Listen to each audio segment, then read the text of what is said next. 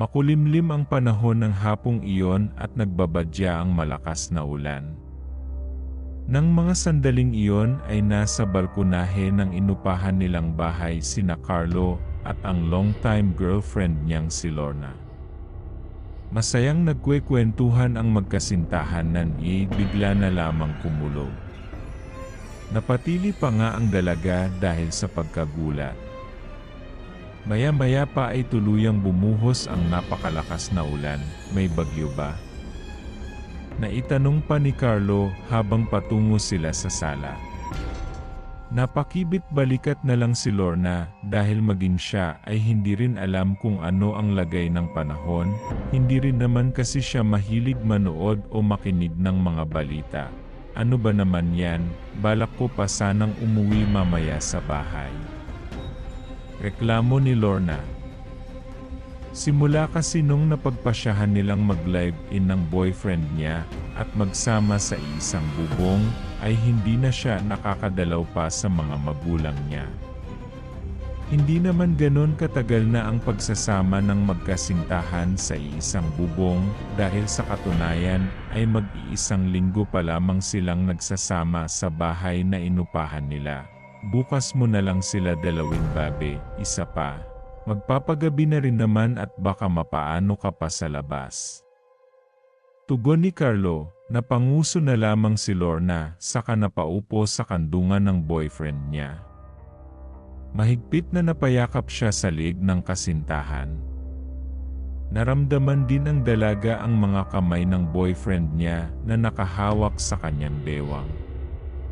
Nasa ganong posisyon ang dalawa nang bigla silang binulabog ng magkasunod-sunod na pagkatok sa pintuan. Pareho silang natigilan at nagkatitigan. Pagkaraan ay napatayo si Lorna saka tinanong ang kasintahan kung may inaasahan daw ba itong bisita. Napailing-iling lang si Carlo bilang tugon saka rin ito napatayo. Napakapit pa sa kanyang braso si Lorna bago nila sabay na tinahak ang daan patungo sa pintuan. Ate Lenzy, napadalaw ka? Nakangiti ngunit kunot noong naitanong ni Lorna nang mapagbuksan nila ng pintuan ang nakatatandang kapatid niyang si Lenzy. Hindi nila inaasahan ang biglaang pagdalaw ng babae sa kanila. May pinuntahan kasi ako dyan sa kabilang kanto at total malapit lang naman ang pinuntahan ko sa bahay nyo napagpasyahan kong dalawin kayo rito. Paliwanag ni Lenzy habang nakatingin sa dalawa. Kamusta kayo rito? Dugtong pa ng babae. Bumitaw si Lorna sa pagkakapit sa braso ng kasintahan at lumapit siya sa kapatid. Inakay nila ito papasok sa loob ng bahay nila. Mabuti na lamang at may dalang payong si Lenzy kaya hindi ito nabasa ng ulan. Inalok pa nila ng inumin ang babae at kape ang hiningi niya sa kanila. 2 taon din ang agwat ng edad ni Lenzy kay Lorna. 21 taong gulang na si Lenzy samantalang 18 taong gulang pa lamang itong si Lorna. Nasa edad na 23 naman ang nobyo ng dalaga na si Carlo. Pareho silang tumigil sa pag-aaral at parehong may trabaho. Kamusta sila papa? Tanong ni Lorna nang makabalik siya sa sala dala-dala ang 3 tasa ng kape at 1 platito ng cookies. Naabutan pa niya ang ate Lenzy niya at ang boyfriend niya na masayang nag-uusap sa sala. Maayos naman sila. Bumisita pala si Tio Argus nung nakaraan. Hinahanap ka nga niya kaya sinabi namin na sumama ka sa boyfriend mo. Tugon ni Lenzy, sa kanya hinipan ang kape niya at maingat na humigo. Napaupo si Lorna sa tabi ng boyfriend niya, saka mahigpit na napayakap dito. Hindi naman umiwas si Carlo at niyakap din pabalik ang nobya. Nasa ganon silang posisyon habang nakikipagkwentuhan kay Lenzy hanggang sa tuluyan itong nagpaalam at umuwi. Sinubukan pa nga nilang pigilan ang babae na sa kanila na lamang ito magpalipas ng gabi, ngunit ilang beses silang tinanggihan ito. Sinabi rin ni Lindsay na hindi siya nakapagpaalam sa mga magulang nila at ayaw niyang mag-aalala ang mga ito sa kanya. Bago pa umalis si Lindsay ay hinabilinan din niya ang magkasintahan na pag may libreng oras ang mga ito ay dalawin din sila ng mga ito sa bahay.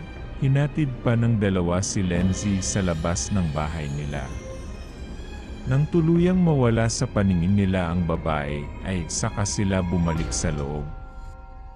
Nabasa pa nga ng ulan ang suot ng pajama ni Lorna dahil bahagyang hinanginan ang dala nilang payong kaya nang makabalik sila sa loob ay agad siyang pinagsabihan ng nobyo niya na magpalit kaagad ng pajama bago pa ito malamigan na sinunod naman niya. Kinagabihan, matapos nilang maghapunan ay dumiretso sila sa kanilang silid-tulugan. Saglit pa silang nagkwentuhan hanggang sa pareho silang dinalaw ng antok at agad na nakatulog. Nasa kalagitnaan ng mahimbing na pagkakatulog si Lorna ng gabing iyon nang bigla na lamang siyang nagising sa hindi malamang dahilan. Nang magmulat siya ng mata ay kadiliman ang unang bumungad sa kanya. Hindi rin naman iyon bago sa kanya dahil palaging pinapatay ng boyfriend niya ang ilaw sa kwarto. Agad siyang napakapa sa katabi niya at nakaginhawa siya ng maayos nang makakapan niya ang nobyo niya.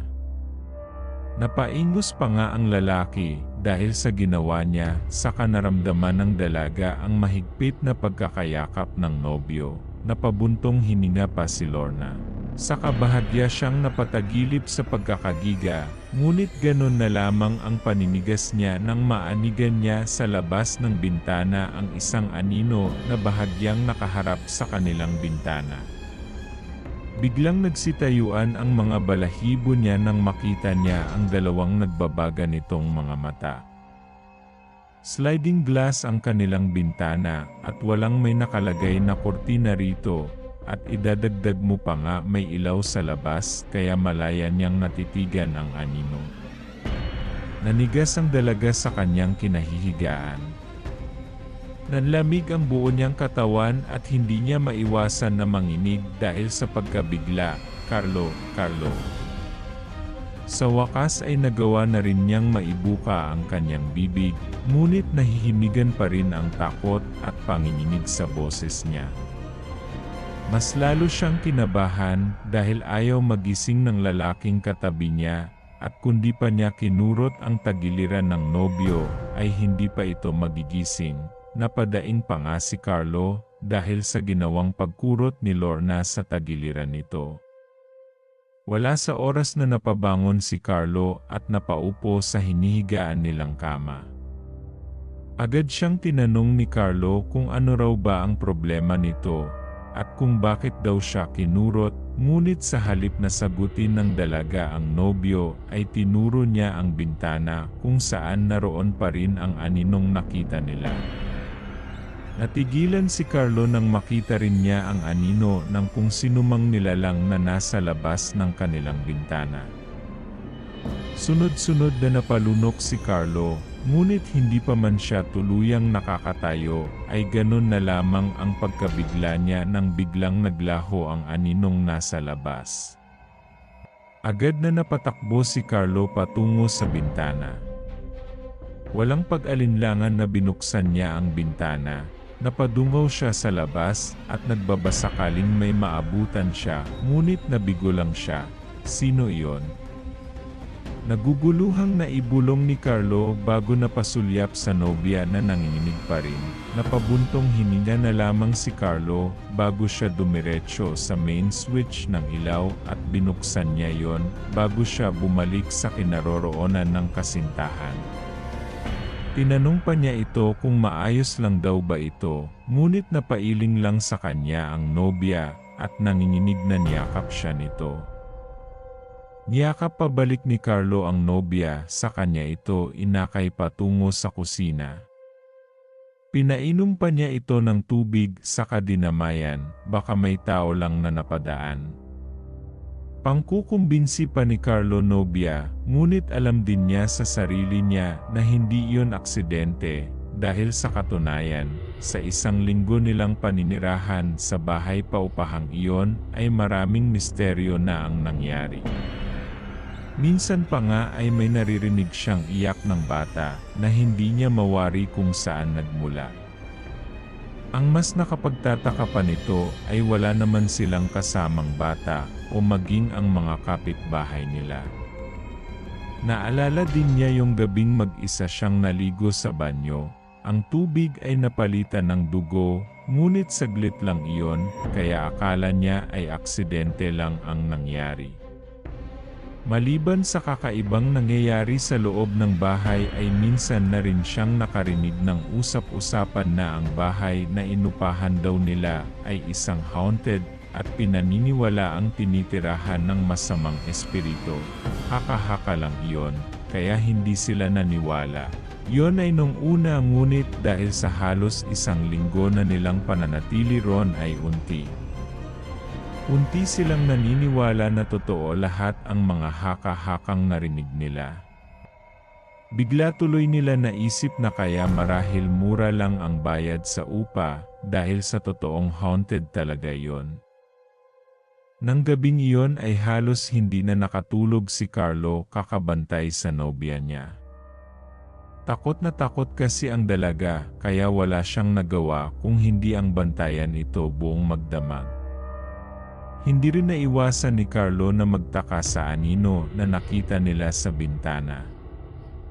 Napaisip din siya na kung totoo nga na tinitirhan ng kaluluwa ang bahay na yon bakit may anino na nakasilip sa bintana?